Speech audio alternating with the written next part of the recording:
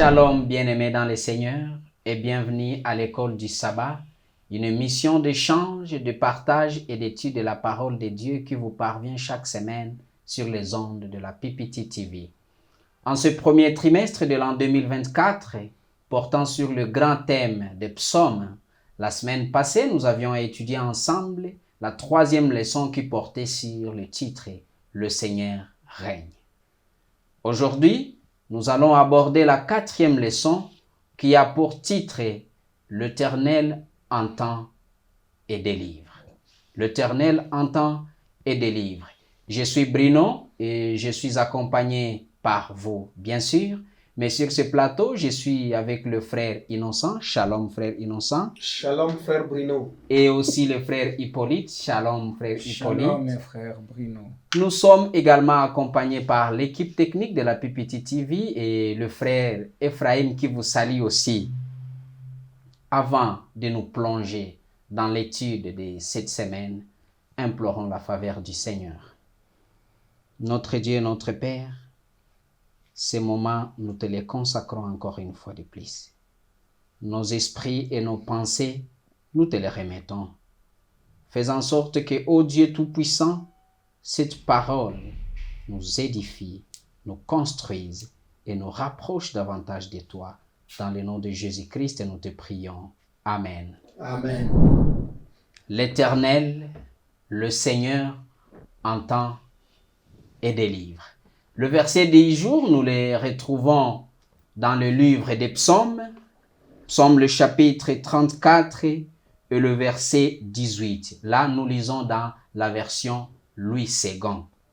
Il est écrit, « Quand le juste crie, l'Éternel entend et il les délivre de toutes leurs détresses. » Quand le juste crie, l'Éternel entend et les délivre de toutes leurs détresses.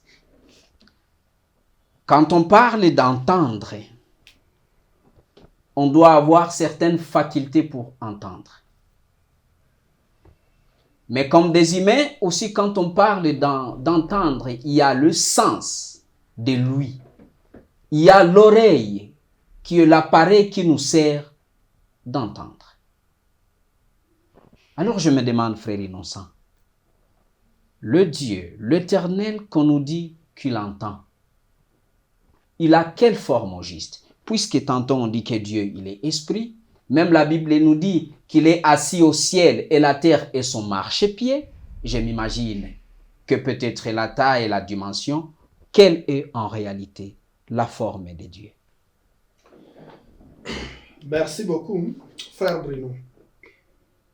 Ça, c'est une question importante dans le cadre de notre leçon.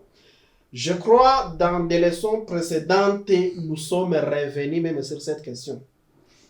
Il est vrai que Dieu, il est omniscient, omniprésent, il est partout.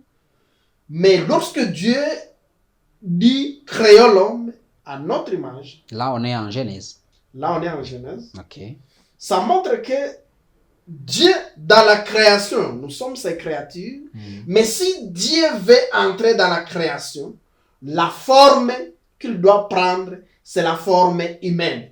Voilà pourquoi lorsqu'on veut exprimer la forme de Dieu, pour faire comprendre, nous prenons la forme humaine. Donc, pour faire comprendre... Ça veut dire les oreilles, les oreilles, les yeux, la tête. Pour faire comprendre, on comprendrait que Dieu a des oreilles, comme nous aussi nous avons des oreilles. Ah, merci, c'est ce que je voulais savoir, si Dieu, il a vraiment des oreilles.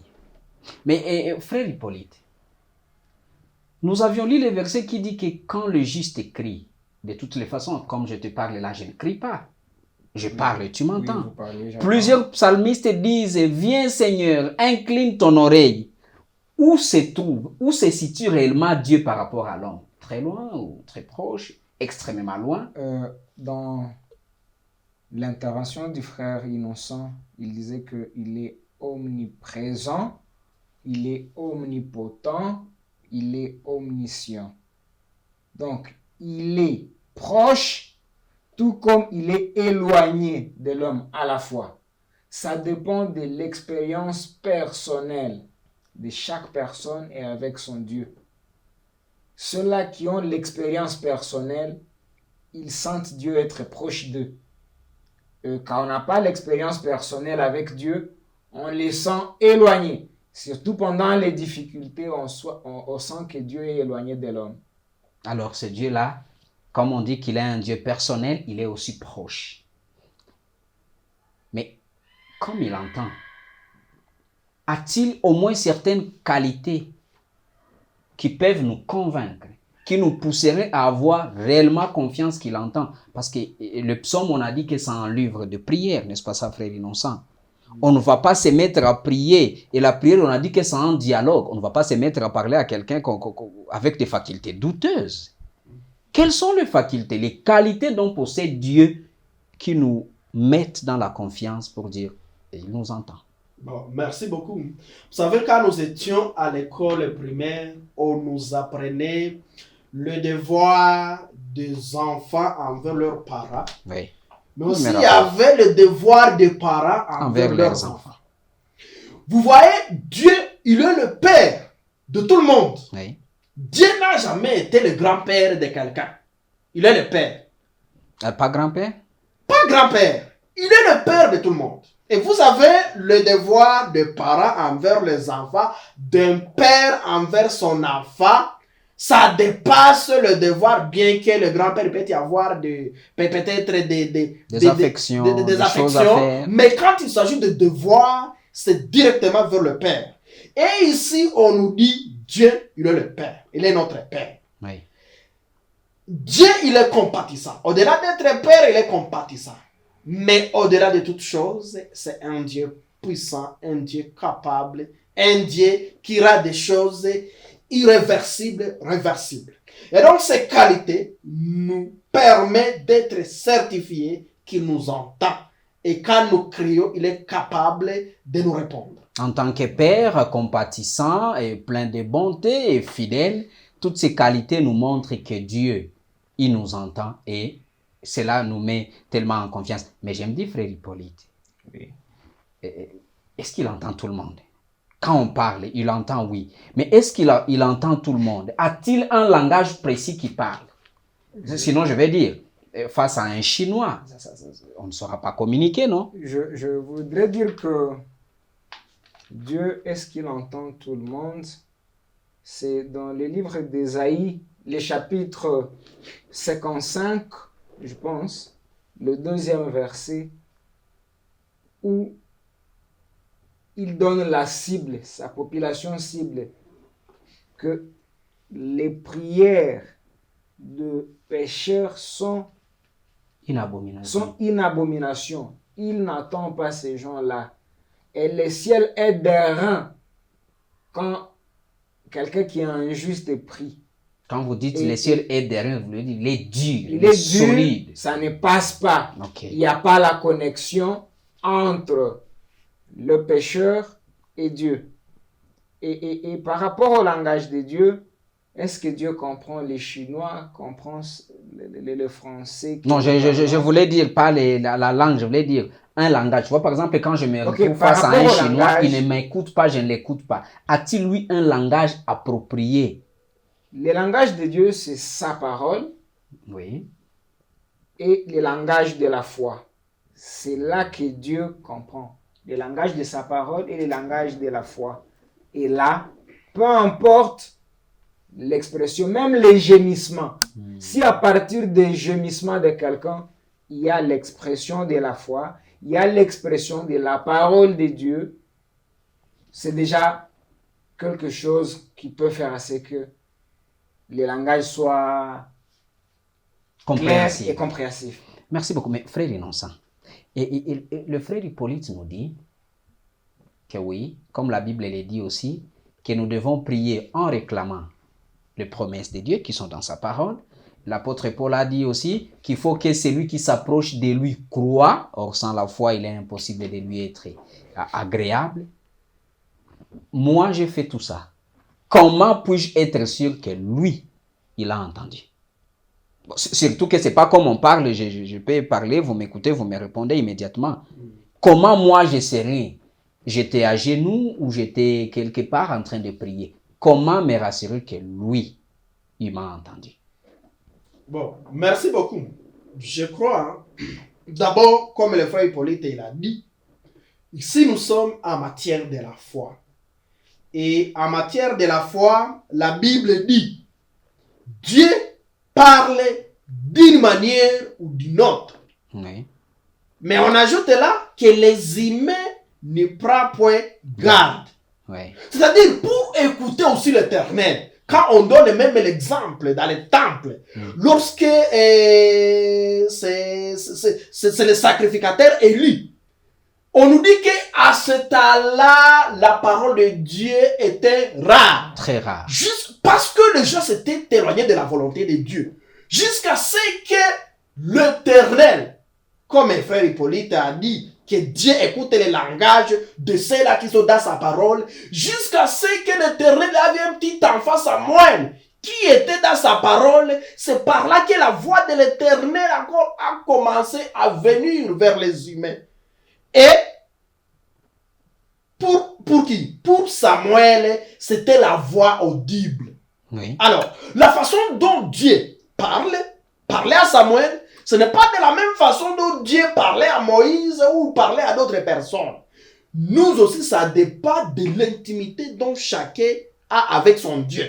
Le nécessaire est de savoir que Dieu parle d'une manière ou d'une autre. Alors, nous devons être en communion avec Dieu et savoir quand je prie, comment est-ce que Dieu me répond. Parce qu'il peut répondre aussi au travers les songes, des rêves, ainsi de suite. Oui, là, il me répond. Mais pour qu'il me réponde, il faut qu'il écoute, qu'il entende. Nous sommes déjà tous d'accord qu'il entend. Mais comment moi, je serai rassuré qu'il a entendu? Parce que souvent, nous disons Amen et nous partons. On n'a pas eu de réponse. Alors, comment, après avoir dit Amen, je me retire, certifier qu'il a entendu?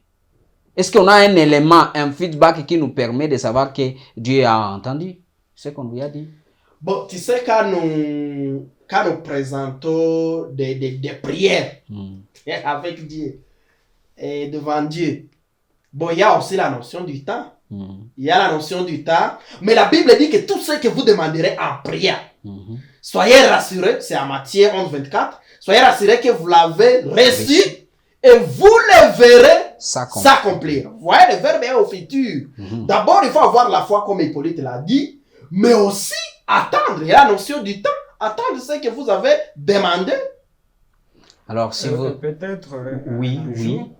Parce que dans les évangiles, Jésus dit que méchants que nous sommes, si nous savons donner les bonnes choses. Si nous savons donner les bonnes choses, à nos combien enfants. de fois Dieu nous l'éprouvera-t-il? Dieu ne va pas nous priver les bonnes choses au cas où nous les demandons. Ces bonnes choses devraient être conformes à la parole de Dieu. On ne demandera pas à Dieu un poisson et qu'il nous donne un serpent. On ne lui demandera pas du pain et qu'il nous donne une pierre. Alors, je comprends que nous ne pouvons pas faire des demandes et comme si on voulait piéger Dieu, des demandes, des caprices envers Dieu. J'accepte aussi que quand nous prions, oui, à l'immédiat, nous avons par la foi et Dieu nous donne la paix. Mais frère Hippolyte, en intervenant, vous aviez dit que Dieu, il était omniscient, omnipotent, tout ça. C'est-à-dire, il connaît tout, il comprend tout. Bon, si lui, il connaît déjà mon problème, et s'il est aussi un père aimant comme vous l'aviez décrit, pourquoi il attend de se faire prier? Est-ce qu'il ne se comporte pas par moments comme un suprémaciste qui voudrait que tout le temps on vienne prier? Pourquoi lui, en tant que père, qui connaît tout, qui voit tout, il ne répond pas tout simplement avant que l'on prie? Il est dit dans Philippiens, le chapitre 4, le verset 6, je paraphrase, il est dit, nous devons faire connaître.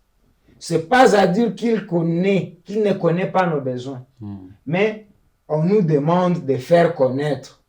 Et le Père dans son omniscience, dans les caractéristiques que frère Innocent a évoquées, la fidélité, il restera fidèle à sa parole, il sera compatissant, nous allons recevoir un feedback, une rétro-information par rapport à ce que nous l'avons fait connaître. Ah, merci beaucoup. Donc, lui, il attend que nous fassions preuve de confiance envers lui.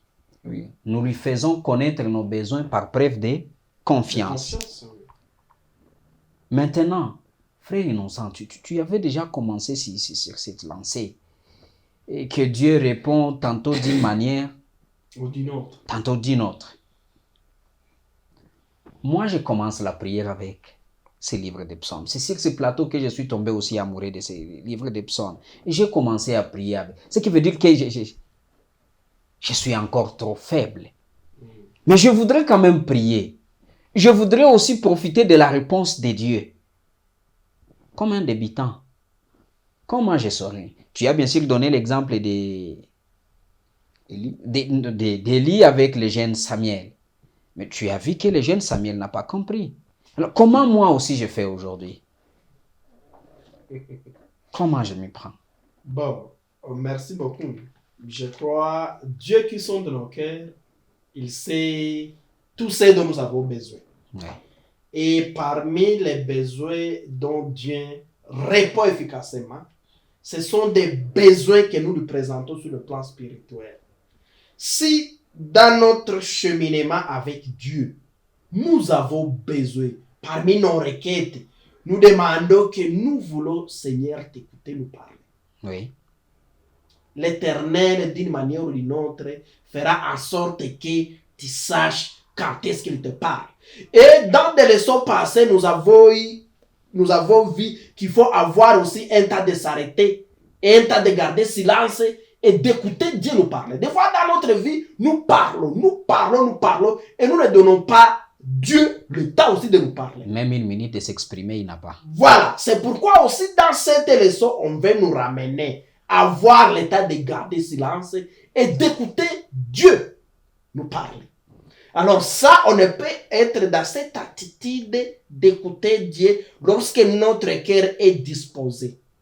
Ah, merci beaucoup. Frère Hippolyte, je pense que dans ces cas, je suis autorisé, permis de prier à Dieu qu'il mette un certain Élie à mes côtés comme quelqu'un à mes côtés comme Élie était à côté de Samuel. Oui. Mais je me demande aussi, n'y a-t-il pas de circonstances, quand même,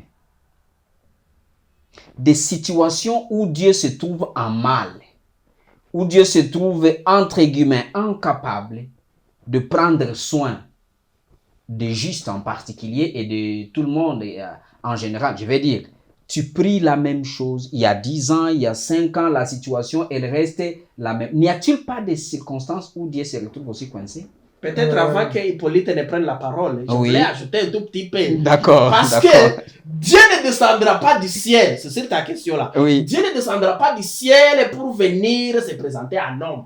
Dans des leçons que nous avons apprises ici, nous avons trouvé que nous sommes des canaux de bénédiction pour les autres. Par exemple, tu peux être en train de demander un boulot. Dieu n'a pas d'entreprise. Mais Dieu va utiliser un frère et une soeur là-bas pour que tu aies du travail. Et donc, Dieu, en répondant, il a utilisé un frère pour votre requête. Merci. C'est ça que j'avais ajouté. Voilà, merci beaucoup, frère Hippolyte. C'est intéressant, c'est que le frère Innocent oui. dire.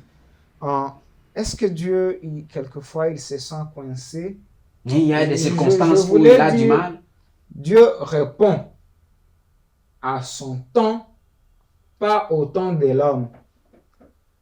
Ça peut être une bonne chose si le temps de Dieu coïnciderait avec le temps de l'homme. Et souvent, ce n'est pas le cas. Souvent, ce n'est pas le cas. Il y a eu sécheresse, plusieurs années, Élie a prié un temps et il y a eu pluie. Le couple d'Abraham, plusieurs années, on cherche un enfant, on se dit que non, le Dieu là peut-être n'a pas su répondre, on doit l'aider. Il a besoin d'un coup de main. Et voilà, les conséquences continuent à poursuivre le monde jusqu'à maintenant. Et on devrait, avec quelqu'un qui connaît le langage de la foi comme Anne, sait tricher avec Dieu. c'est voir que nous, dans mon besoin, qui est aussi l'intérêt du ciel, Anne avait vu que non, il n'y avait personne au temple. Il n'y avait pas la parole de Dieu. Il a dit que si tu me donnes un fils, pas n'importe lequel, un fils mâle, je te l'offrirai. Il donne à Dieu tout à s'offrir à l'enfant. Et il a été fidèle, il a remis l'enfant entre les mains du prophète Élie. Et par la suite, je pense qu'il a eu d'autres enfants. Nous devrions attendre le temps de Dieu, avoir aussi les fruits de l'esprit qui est la patience. Avoir la patience que Dieu réponde à son temps, pas à notre temps. C'est-à-dire que par moment, dans certaines circonstances, c'est nous qui sommes pressés. Nous voulons que Dieu réponde quand nous voulons et pas quand lui il veut. Mais même pendant qu'il n'a pas répondu, il est toujours capable. Il est toujours capable. Alors, il est tout-puissant. Le tout-puissant. Oui, et le frère Innocent a dit, il parle tantôt d'une manière, tantôt d'une autre, et j'accepte. Il utilise aussi des hommes, n'est-ce pas? Oui. Pour venir en tant que des canons de bénédiction. Mais je me dis, est-ce qu'il utilise aussi tout le monde? Je veux dire, moi qui suis en train de débiter là, est-ce que Dieu peut aussi m'utiliser pour être une réponse, pour être son bras ou son œil à un frère dans la foi? Non, vous savez... Ou il faut une certaine ancienneté dans la foi, ou avoir certains biceps, vous voyez? Non, vous voyez, dans la Bible, on trouve un petit enfant que Dieu, je crois encore, c'est date même, c'est la leçon du trimestre passé, où nous avons vu une petite fille de 6 ans qui a été utilisée pour aider un général, Naaman.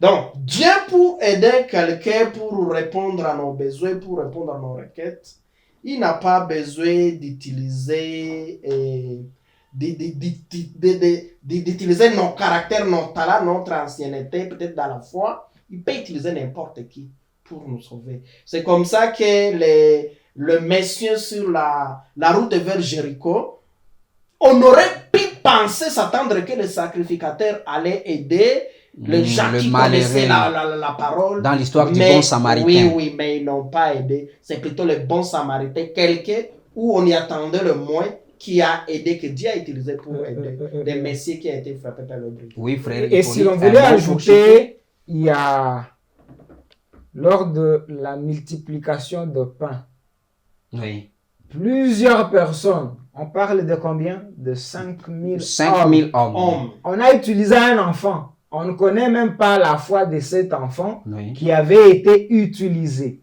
Il a nourri 5000. C'est un enfant qui avait déjà le prérequis. C'était sa collation. C'était sa collation. À lui seul, il a nourri des milliers.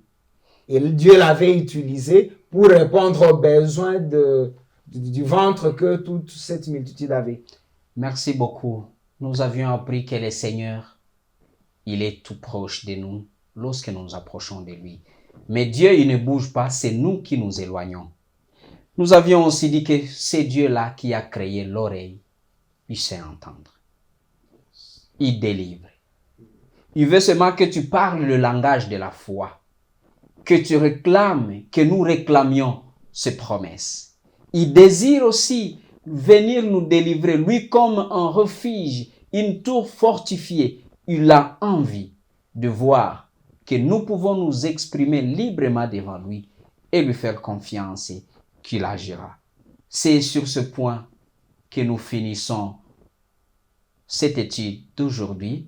Nous remercions le frère Hippolyte et le frère Innocent qui nous ont aidés à bien comprendre cette leçon. Mais je sais, en tant que des hommes, ils n'ont pas pu ramasser toutes les questions. Ils n'ont pas pu prendre toutes les réponses. Alors, dans les commentaires, envoyez votre question. Envoyez-nous votre réponse par rapport à une ou une autre question. Et nous vous prions de les faire avec foi et ferveur pour la gloire du Seigneur. Nous allons prier pour quitter ce plateau avec le frère Hippolyte.